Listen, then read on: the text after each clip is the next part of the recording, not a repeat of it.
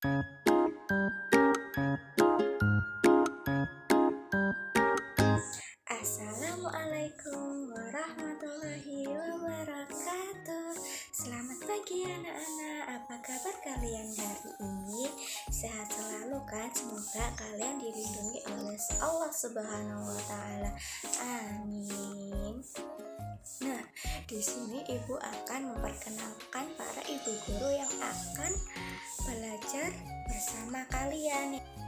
Di sini ada Bu Guru Ainun Jamilah, yang kedua ada Bu Anissa Salsa, yang ketiga ada Ibu Kotrona dan Nur Salsabila, yang keempat ada Bu Ismiati Rafiqah, yang kelima ada Bu Yurni. Mari kita perhatikan dan disimak dari materi yang para ibu guru terangkan ya. Disimak ya supaya mengerti dan jelas di akhir pelajaran nanti. Nah, kompetensi inti yang kita pelajari sekarang adalah yang pertama, A. Memahami pengetahuan faktual dan konseptual dengan cara mengamati, menanya, dan mencoba berdasarkan rasa ingin tahu tentang dirinya, makhluk ciptaan Tuhan dan kegiatannya, dan benda-benda yang dijumpai di rumah, di sekolah, dan tempat bermain. Yang kedua, yang B, menganalisis hubungan antara bentuk dan fungsi bagian tubuh pada hewan dan tumbuhan. Di sini ada kompetensi dasar 3.3, menganalisis cara makhluk hidup menyesuaikan diri dengan lingkungannya. Ada indikator yang pertama menyebutkan pengertian adaptasi makhluk hidup. Yang kedua, mengidentifikasi ciri-ciri hewan berdasarkan habitatnya. Yang ketiga, mengidentifikasi cara tumbuhan mempertahankan diri dan beradaptasi dengan lingkungannya. Tujuan pembelajaran yang pertama, siswa mampu mengidentifikasi cara hewan menyesuaikan diri dengan lingkungan. Yang kedua, siswa dapat menyebutkan cara hewan menyesuaikan diri terhadap lingkungannya untuk memperoleh makanan. Yang ketiga, siswa dapat menyebutkan cara hewan menyesuaikan diri terhadap lingkungannya untuk melindungi diri dari musuh. Yang terakhir, siswa mampu mengidentifikasi cara tumbuhan mempertahankan diri dan beradaptasi dengan lingkungannya. Penyesuaian diri makhluk hidup dengan lingkungannya.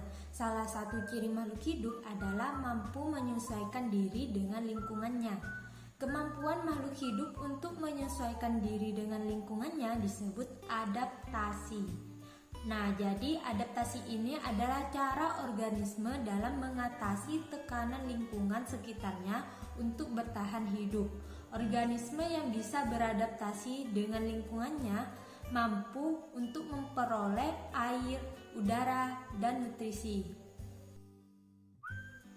Adaptasi bertujuan untuk mempertahankan hidup, seperti diantaranya untuk melindungi diri dari serangan musuh atau pemangsa, untuk memperoleh makanan, untuk berkembang biak dan melestarikan jenisnya. Terdapat 3 jenis adaptasi. Yang pertama ada morfologi, fisiologi, dan tingkah laku. Morfologi merupakan penyesuaian bentuk tubuh atau bagian-bagian tubuh makhluk hidup terhadap lingkungan tempat tinggalnya.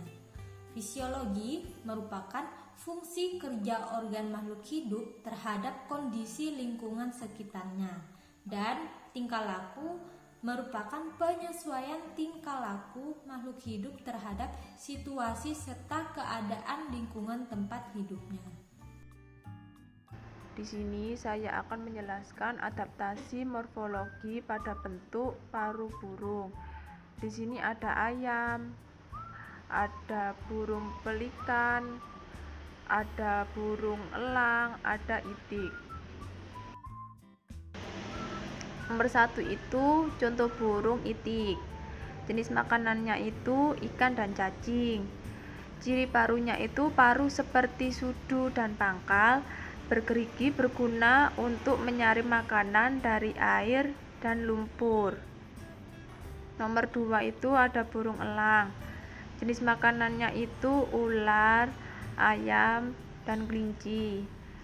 Ciri parunya itu paru tajam, kuat, rancing, dan agak membengkok untuk mengoyak makanan yang berupa daging. Nomor 3 itu ada burung pipit. Jenis makanannya itu biji-bijian. Ciri parunya itu paru pendek, tebal, runcing untuk memecah biji-bijian seperti padi. Nomor 4 itu ada burung pelatuk. Jenis makanannya itu serangga. Ciri parunya itu paru runcing, agak panjang untuk memahat kayu pohon dan menangkap serangga di dalamnya. Nomor 5 itu ada burung pelikan. Jenis makanannya itu ikan. Ciri parunya itu paru panjang dan berkantong besar pada bagian bawah untuk menyimpan ikan. Nomor 6 itu ada ayam. Jenis makanannya itu biji-bijian dan cacing. Ciri parunya itu paru pendek, tebal, dan runcing. Di sini itu ada paru kolibri panjang, kecil, dan runcing untuk mengambil madu dari bunga. Adaptasi morfologi pada kaki burung itu ada burung petengger, burung perenang, burung pemangsa, burung pemanjat, burung pejalan kaki. Nomor 1 itu ada bentuk kaki burung pejalan kaki. Ciri-cirinya itu memiliki 3 jari menghadap ke depan dan 1 jari bagian belakang tidak tumbuh sempurna. Contohnya itu ayam dan burung unta. Nomor 2 itu bentuk kaki burung perenang. Ciri-cirinya itu jari kaki berselaput. Contohnya itu itik dan angsa. Nomor 3 itu bentuk kaki burung pemangsa. Ciri-cirinya itu jari kaki pendek, kuku melengkung tajam, dan cakar kuat dan mencengkram. Contohnya itu burung elang dan rajawali. Nomor 4 itu bentuk kaki burung pemanjat. Ciri-cirinya itu jari terdiri atas 4 dengan 2 jari berada di depan dan 2 jari lainnya berada di belakang. Contohnya itu burung pelatuk. Nomor 5 itu bentuk kaki burung petengger. Ciri-cirinya itu jari kaki panjang dan telapak kakinya datar untuk bertengger di ranting-ranting pohon. Contohnya itu kutilang dan kenari. Morfologi mulut serangga itu ada belalang, yaitu menggigit, lalat itu menjilat, kupu-kupu itu menghisap, nyamuk itu menusuk. Nah, anak-anak, kali ini Ibu akan menjelaskan tentang morfologi tumbuhan. Nah, morfologi tumbuhan merupakan ilmu yang mempelajari bentuk fisik dan struktur tubuh dari tumbuhan. Morfologi tumbuhan berbeda dengan anatomi tumbuhan yang secara khusus mempelajari struktur internal tumbuhan pada tingkat mikroskopis. Morfologi tumbuhan berguna untuk mengidentifikasi tumbuhan secara visual. Dengan begitu, keragaman tumbuhan yang sangat besar dapat dikenal dan diklasifikasikan serta diberi nama yang tepat untuk setiap kelompok yang terbentuk. Morfologi tumbuhan tidak hanya menguraikan bentuk dan susunan tubuh tumbuhan saja, tetapi juga untuk menentukan fungsi dari masing-masing bagian dan dalam kehidupan tumbuhan, dan selanjutnya juga berusaha mengetahui dari mana asal dan susunan tubuh tumbuhan yang terbentuk. Tumbuhan xerofit, contohnya seperti kaktus. Nah, kaktus ini habitatnya di daerah sedikit air. Batang kaktus tebal dan berlapis lilin berfungsi sebagai tempat persediaan air, berdaun tebal dan berduri untuk mengurangi penguapan cairan. Yang kedua, tumbuhan hidrofit, contohnya seperti teratai. Nah, teratai ini habitatnya di air, berdaun lebar dan tipis, berfungsi untuk memperbanyak penguap. Yang berikut adaptasi fisiologi hewan. Contohnya yang pertama, rayap. Rayap memiliki enzim selulase yang dihasilkan oleh flagellata dalam ususnya untuk mencerna zat selulosa makan yang berasal dari kayu. Yang kedua, burung hantu. Burung hantu punya penglihatan yang tajam untuk melihat pada malam hari. Yang berikut adaptasi fisiologi pada tumbuhan. Contohnya yang pertama, pohon pisang. Pohon pisang mempunyai daun yang lebar serta tipis yang dilapisi oleh zat lilin untuk menyesuaikan diri dengan lingkungannya. Yang kedua, pakis.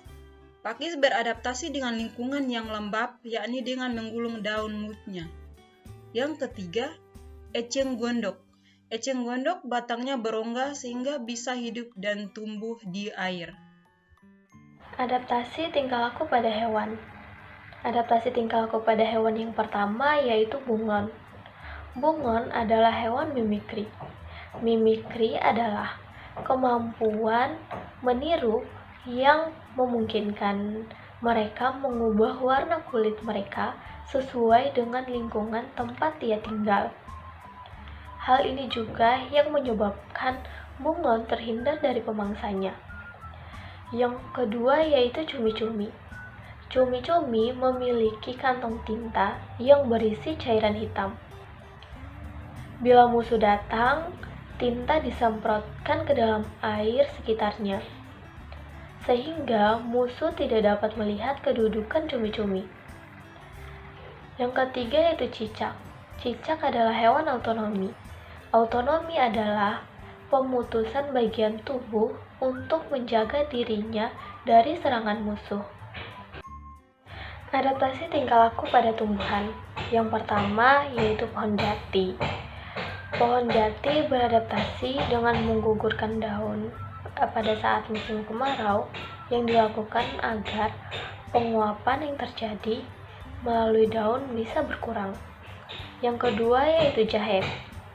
Jahe beradaptasi dengan mematikan sementara bagian tubuhnya yang ada di atas permukaan tanah untuk mengurangi penguapan pada musim panas. Yang ketiga yaitu tumbuhan putri malu.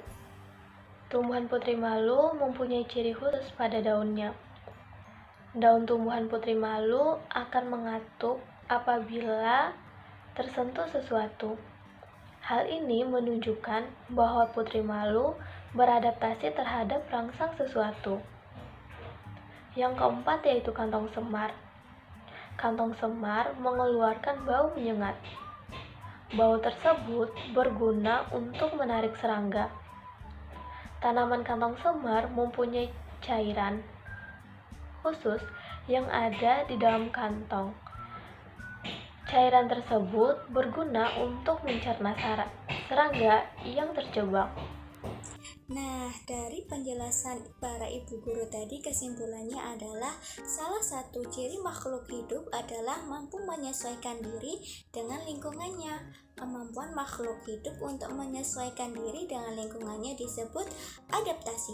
Adaptasi ini bertujuan untuk mempertahankan hidup. Ada 3 jenis adaptasi. Yang pertama ada morfologi, yang kedua ada fisiologi, yang ketiga ada tingkah laku. Sekian dari penjelasan para ibu guru tadi. Nah, jaga kesehatan dan jangan lupa mematuhi protokol kesehatan. Sekian dari Ibu Disa. Assalamualaikum warahmatullahi wabarakatuh.